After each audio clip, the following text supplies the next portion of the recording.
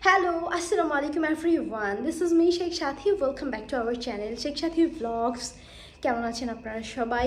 আমি আলহামদুলিল্লাহ অনেক ভালো আছি। আরিফ হচ্ছে গিয়ে ওর বিজনেসের কাজে যাবে দুবাই বেশ 10-15 দিনের জন্য এন্ড বাসার খাবার অনেক মিস করবে। ও বাসার খাবার ছাড়া বাইরের খাবার একেবারেই খেতে পারে না, অসুস্থ হয়ে যায়। চিন্তা করেছি ওর পছন্দের সব রান্নাবান্না করব।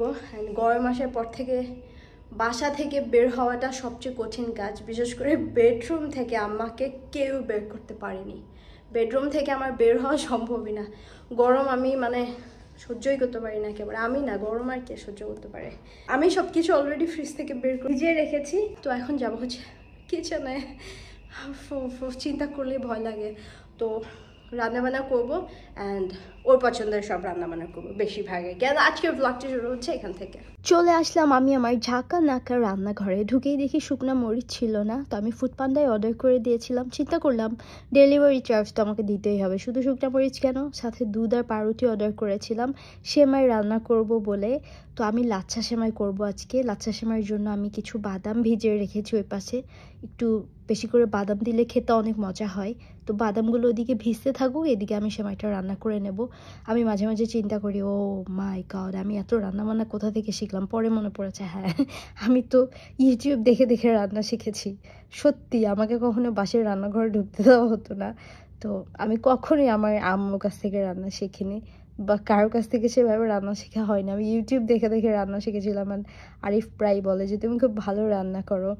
হ্যাঁ, খুব ভালো রান্না হয়ে যায় মাঝে মাঝে। প্রতিদিন সবার রান্না তো ভালো হয় না, মাঝে মাঝে দু একদিন একটু ওলট পালট হয়ে যায়। এটা বলতেই হবে, রান্নার স্বাদ নির্ভর করে হচ্ছে রাঁধুনির মুডের উপরে। মুড ভালো তো রান্না ভালো, মুড খারাপ তো রান্না খারাপ। অ্যান্ড এখনও অনেকে বিশ্বাস করে না যে আমি রান্না করি। অনেকের ধারণা আমি রান্না বান্না কিচ্ছু করি না, সারাদিন খালি ঘুরে ফিরে বেড়াই।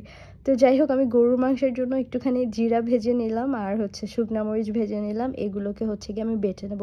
ওই যে গরুর মাংসে যে ভাজা জিরার গুঁড়াটা রান্না হয়, সরি, ভাজা জিরার গুঁড়াটা করা হয়, সেই ভাজা জিরার গুঁড়াটা করে সাইডে রেখেছি। আর শুকনা মরিচ হচ্ছে কিছু কাঁচা পেঁয়াজের সঙ্গে একটু জয়ত্রীর সঙ্গে বেটে রেখেছি সাইডে। আর এদিকে পেঁয়াজ বেরেস্তা করে গরুর মাংস ধুয়ে পরিষ্কার করে দিয়ে দিলাম বেরেস্তার মধ্যে। এরপরে এলাচ দিয়েছি 4টা, সাদা এলাচ 4টা, কালো এলাচ 1টা, একদম থেতো করে দিয়েছি যেন সুঘ্রাণ বেরিয়ে আসে।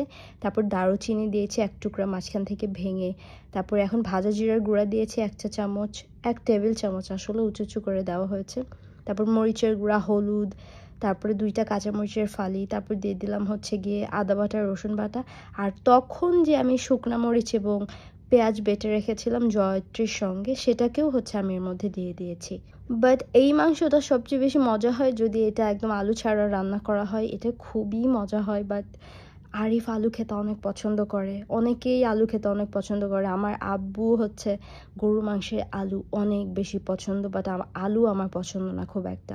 আলু আমাকে না দিলেও চলবে, আলু আমি খুব একটা পছন্দ করি না। তো তারপরে এটা খুব শর্টকাট একটা রান্না হচ্ছে। একদম গরুর মাংস যেভাবে মেখে বসিয়ে দিলাম, এরপর আর কোনোই নাড়াচাড়া হবে না। শুধু যখন এইভাবে বলক চলে আসবে তখন একদম স্লো কুক করা হবে 50 মিনিটের জন্য। আর কোনো নাড়াচাড়া কিছু নেই। যখন নাড়াচাড়া করতে হবে তখন জাস্ট ফ্রাই প্যানটা একটু দুলিয়ে দিলে হয়ে যাবে। তো আমি ওদিকে হচ্ছে গলদা চিংড়ি করব, যার জন্য চিংড়িটাকে আমি রেডি করে নিয়েছি। আর গরুর মাংসের কালারটা কি গার্মি, এরকম একটা কালার এসেছে। তো আমি চিংড়ি মাছের জন্য সব কিছু রেডি করে নিয়েছি ওই পাশটাতে। আর এখানে আমি মাঝখানে যেটা করব, একটুখানি করলা ভাজি করব। করলা আলু দিয়ে ভাজি করছি, একটু হালকা হলুদ আর একটু লবণ দিয়ে কাঁচামরিচ পেঁয়াজের সঙ্গে। আমি করলা ভাজিতে একটু পেঁয়াজ বেশি দিতে পছন্দ করি, তাতে মজা হয়। তো তারপর হচ্ছে রান্না করে আমি সুন্দর একটা বাটিতে পরিবেশন করছি। সবগুলো ভাজি এটার মধ্যে নিয়ে নিলাম। এটাকে এখন সাইড করে তারপর আবার আরেকটা ফ্রাই প্যান বসিয়ে দিলাম। ঝটপট এই রান্নাগুলো সব হচ্ছে ঝটপট হয়ে যায়, খুবই শর্টকাট রান্না বান্না। শুধু গরুর মাংসটা করতেই একটুখানি সময় লাগে, কিন্তু তারপরেও আজ যেভাবে করলাম একদম মেখে বসানো, এটাতে খুব একটা টাইম লাগে না।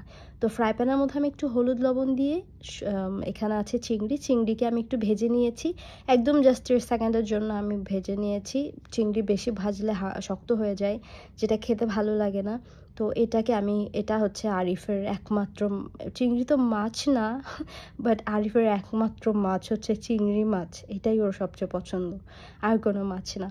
তো আমি এখানে হচ্ছে গিয়ে টমেটো দিয়ে দিয়েছি, তারপর একটুখানি আদা রসুন বাটা, সঙ্গে সব গুঁড়া মশলা একদম চিমটি পরিমাণ করে দিয়েছি। দিয়ে মশলাটাকে আমি খুব ভালো করে ধৈর্যের সঙ্গে কষালাম, একদম ধৈর্য নিয়ে। এত ধৈর্য আমি কোথাও দেই না। তারপর এটাকে একটু পানি দিয়ে যখন বলক চলে আসলো তখন চিংড়িগুলো দিয়ে দেওয়ার পালা। অ্যান্ড টমেটো দেওয়ার কারণে এই চিংড়ি মাছটা খুব মজা হয় খেতে। তো আমার এখানে হচ্ছে এটা রান্না হয়ে গেল, রান্নাবান্না অলমোস্ট আমার শেষ।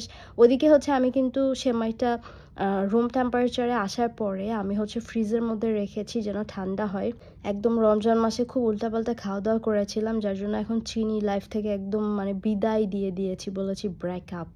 ওর সঙ্গে আমার আর কোনো সম্পর্ক নেই, বাট আরিফ খুব বেশি মিষ্টি খেতে পছন্দ করে অ্যান্ড আমি ওকে কখনো বাধা দিই না, তোমার যত মন চাই খাও, অ্যান্ড তুমি হচ্ছে গিয়ে তোমার বডি থেকে কোলাজেন কমাতে থাকো, আমি চাই না।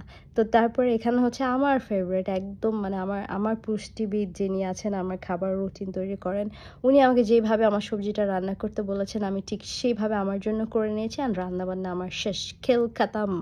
এই গরুর মাংস, অনেকগুলো সালাদ কেটেছি অ্যান্ড সব কিছু রেডি। সবজিটা হলেই ডান, শেষ, একেবারে শেষ। এই হচ্ছে সবজিটা, কি সুন্দর হয়েছে। ওহ মাই গড, এতক্ষণ ধৈর্য ধরে ব্লগটি দেখার জন্য অসংখ্য ধন্যবাদ। আমি নিজেই অধৈর্য হয়ে গেছি। And thank you so much এতক্ষণ সঙ্গে থাকার জন্য। আবারও দেখা হচ্ছে নেক্সট ব্লগে। ততক্ষণ পর্যন্ত সবাই ভালো থাকবেন, সুস্থ থাকবেন। আল্লাহ হাফেজ অ্যান্ড বাই বাই।